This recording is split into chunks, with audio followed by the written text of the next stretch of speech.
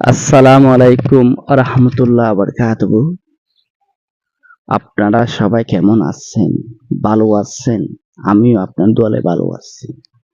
এই ভিডিওটি 10 দিন পরে হোক, 20 দিন পরে হোক, 1 মাস পরে হোক, 2 মাস পরে হোক, 3 মাস পরে হোক, অবশ্য হনোর দিন তো ভিডিওটি ভাইরাল হইবার কি থাকে একটা সম্পর্কনা থাকে। সেই সম্পর্কনাটা আমার ভিতর কেন? আমি আপনারা 100 ভিডিও দেখতে পারলে এই ভিডিওটা ভাইরাল হবে, 200 ভিডিও দেখতে পারলে এই ভিডিওটা ভাইরাল হবে। সেটা বেগুন আমাদের ভিতরে। কিন্তু ভাই আপনারা ইন্টারনেটটা বাজায় রাখবেন। কাজ করিবার সময় অবহেলা করবেন না।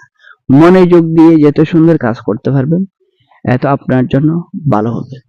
এখন ফেসবুক টিমে প্রতিদিন, প্রতি মাসে, প্রত্যেকটা মাসে যে আপডেটটা যুক্ত করে দেয়, এই আপডেটটা যুক্ত করে দিলে আমরা কি আপডেট মোতাবেক কাজ করতে পারতেছি? এই আপডেট মোতাবেক সবাইকে কাজের সংজ্ঞা কি মানুষকে শিখাইতে পারতেছি?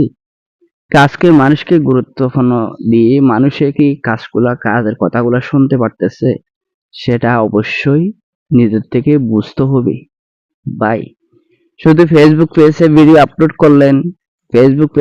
আপলোড করলেন, আপলোড করে চলে যাচ্ছেন, বইয়া থাকেন, কোনো কাজ হবে না। ঠিক আছে? আপনি যদি অর্গানিক কন্টেন্ট ক্রিয়েটর হয়ে থাকেন, কিছু নতুনদের মাঝে একটু ভালোবাসা দিয়ে নতুনদেরকে সুবিধা করিবার জন্য চেষ্টা করবেন। নতুনদের ভালোবাসা পাবার জন্য আপনারা কি করবেন? চেষ্টা করতে পারবেন। সেই জন্য বলতেছিলাম কখনো অবহেলা করবেন না ভাই।